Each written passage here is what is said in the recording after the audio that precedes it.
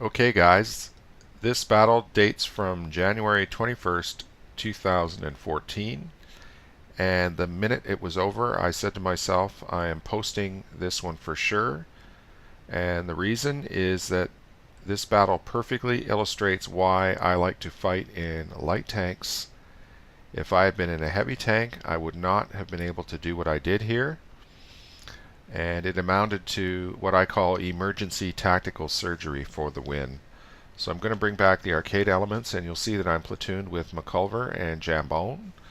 And I'm going to hit the space bar here and get the action started.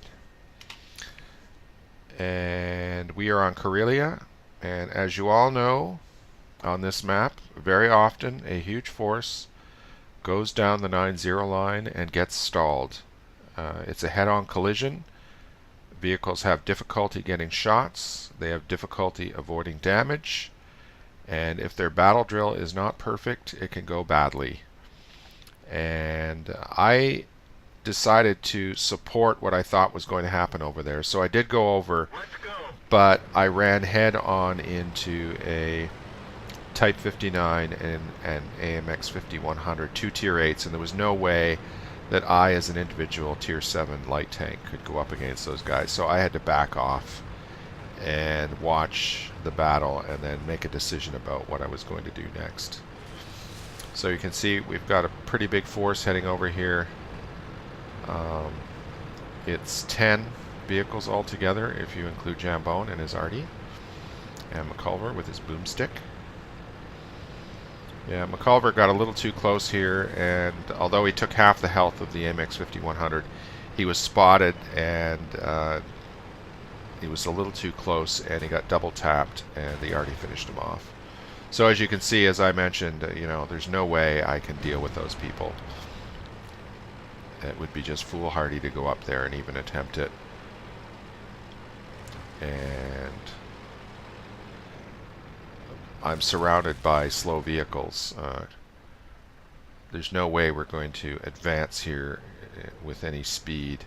So it's going to devolve into a stalemate, and I'm not happy. I don't like static warfare.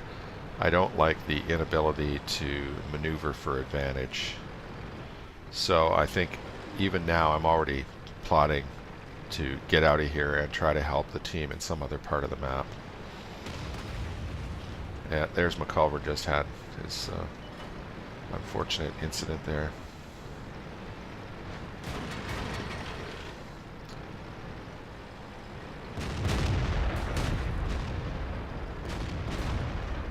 I mean, I don't envy our guys their difficulties here. It's peekaboos. They're in slow, heavy tanks.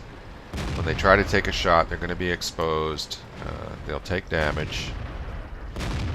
And in the event, they were all wiped out.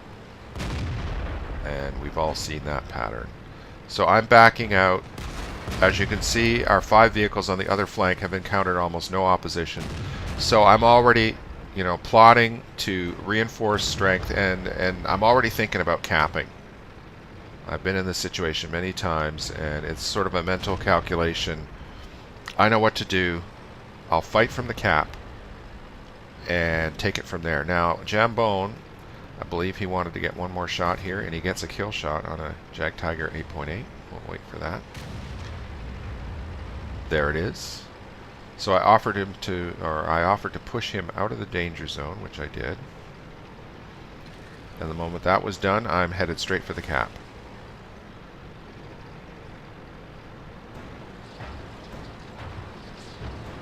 And this vehicle is approximately the same speed as my old T50 used to be, 60 kilometers an hour, so I can get there in decent time.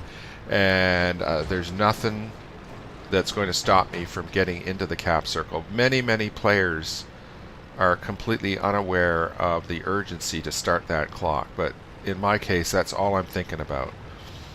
So I'm going to go there on the middle road, which offers the best terrain for advancing without losing speed, and an E25 tried to stop me.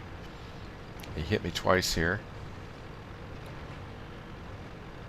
There's the first hit, Second hit, but I've got 900 hit points in this vehicle. The AMX 5100 was probably reloading.